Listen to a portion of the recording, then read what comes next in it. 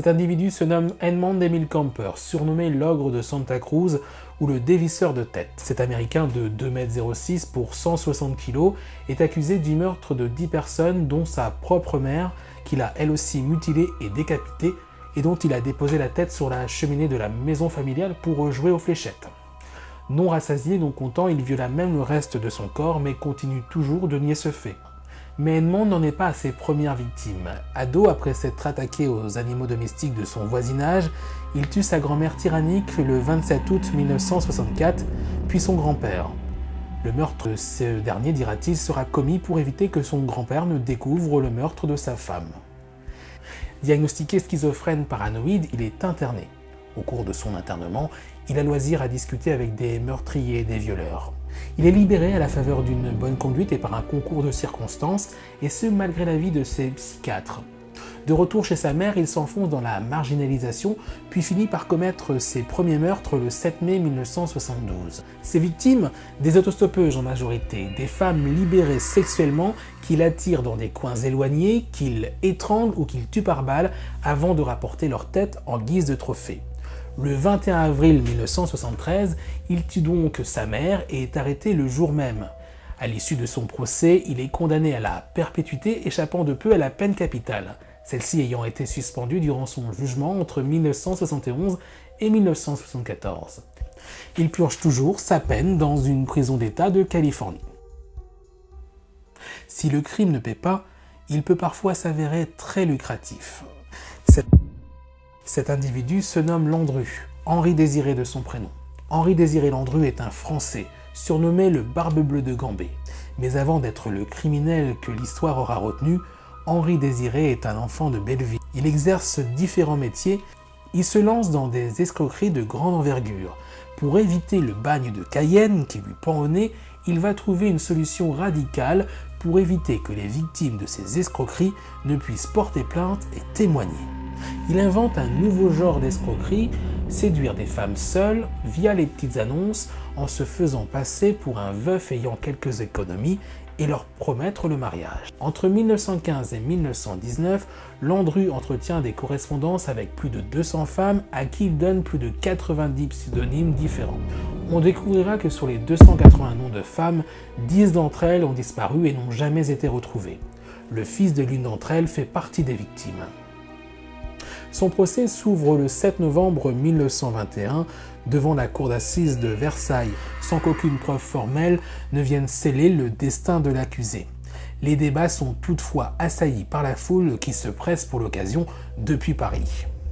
On découvre dans ses carnets qu'il y fait l'inventaire des biens de ses victimes, que par exemple, lorsqu'il achète des billets de train pour lui et ses conquêtes, il n'achète qu'un seul aller-retour pour lui et de simples allées pour ses victimes, des voyages sans retour. Ses voisins décriront d'épaisses fumées noires nauséabondes s'échappant de la cheminée reliée à la cuisinière. Son avocat tentera de semer le doute dans la tête de l'assistance. Ces femmes dont vous dites qu'elles sont mortes, elles vont maintenant faire leur apparition. Toutes les têtes de l'assistance se tournèrent vers les portes. Celles-ci ne s'ouvrirent pas. Vous voyez, vous avez regardé, vous n'êtes donc pas sûr qu'elles sont bien mortes.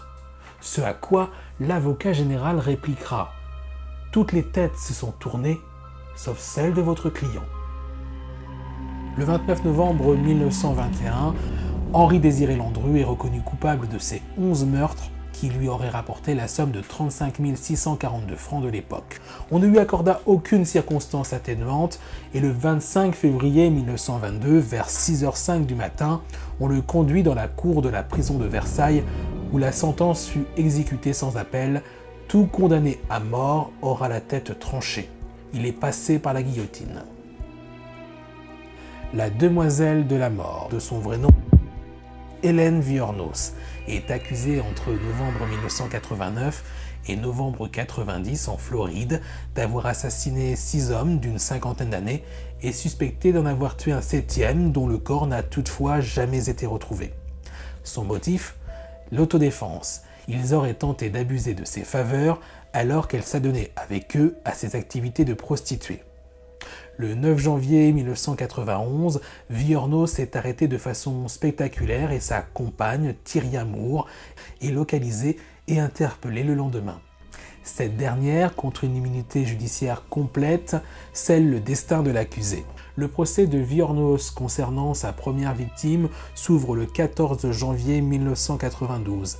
Elle est une première fois condamnée à la peine capitale le 31 janvier de ce même mois. Suivront en mai 1992 une triple condamnation à mort pour les 3 victimes suivantes. En juin 1992 et février 1993, les dernières sentences viendront mettre un terme à une série de procès au cours desquels Vuornos se défendra tour à tour puis finira par plaider coupable des meurtres qui lui auront été reprochés, pour, dira-t-elle, être droit vis-à-vis de Dieu. Au total, 6 condamnations à la peine capitale. Aucune charge ne sera en revanche retenue contre elle pour la 7e victime dont le corps n'a jamais été retrouvé, et ce malgré les empreintes qu'elle aura laissées sur la voiture de la victime. Hélène Vuornos a été exécutée par injection létale le 9 octobre 2002 à la prison de Floride. Le 5 octobre 1984 commence la folie meurtrière de Thierry Paulin. Ses cibles préférées, les personnes âgées du quartier Montmartois, le 18e arrondissement de Paris. Durant 2 ans, il sème la terreur avec son amant Jean-Thierry Mathurin, un jeune Guyanais rencontré dans le milieu de la nuit qu'il affectionne. Paulin a soif de célébrité. Il mène grand train. C'est un artiste transformiste la nuit et un criminel démoniaque redoutable le jour, pour assurer son train de vie fastueux. Lui et Mathurin feront 18 victimes dans un déferlement de violence. Ils prennent plaisir à martyriser leurs victimes.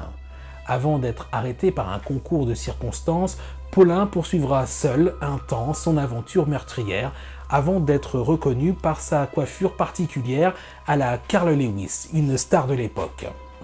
La cavale du couple démoniaque prend fin le 1er décembre 1987 après avoir déjoué et échappé à maintes reprises au service de police. Paulin finit par reconnaître les crimes qui lui sont reprochés et dénonce son ancien amant Mathurin. Paulin ne répondra jamais de ses crimes, il ne sera jamais jugé. En effet, il meurt des suites du sida en prison en avril 1989. Jean-Thierry Mathurin se retrouvera seul devant ses juges et devant la justice et sera condamné à la perpétuité avec une peine de 18 ans de sûreté en 1990 pour les 7 meurtres auxquels il aurait participé. Mathurin a été libéré en 2009 sans jamais révéler les nombreux secrets sur la folie meurtrière de son ancien amant Thierry Paulin, le tueur de vieilles dames.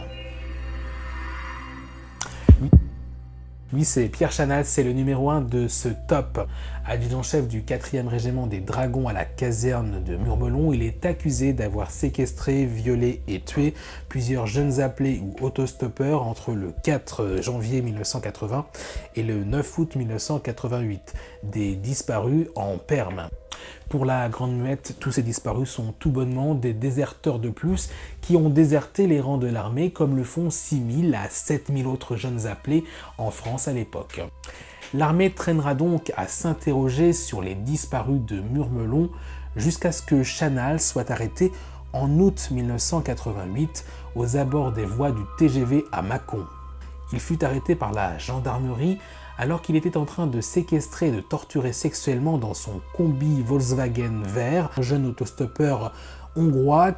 Lors de son procès, l'adjudant-chef Chanal apparaît glacial, désorienté et rongé de tics faciales face à la presse.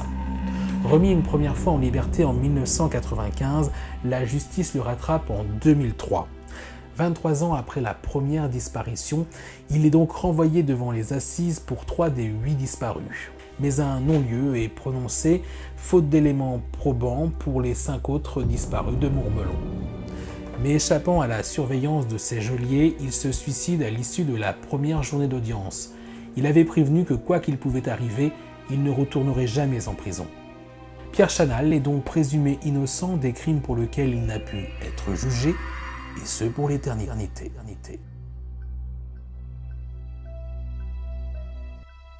Voilà le top 5 des criminels dont il est préférable de n'avoir jamais croisé la route un jour, mais alors vraiment jamais, est terminé. J'espère qu'elle vous a plu, elle change un peu de l'ordinaire. N'hésitez pas, selon la formule consacrée, à mettre un pouce bleu, à mettre un commentaire, et moi je vous retrouve bientôt. Ciao!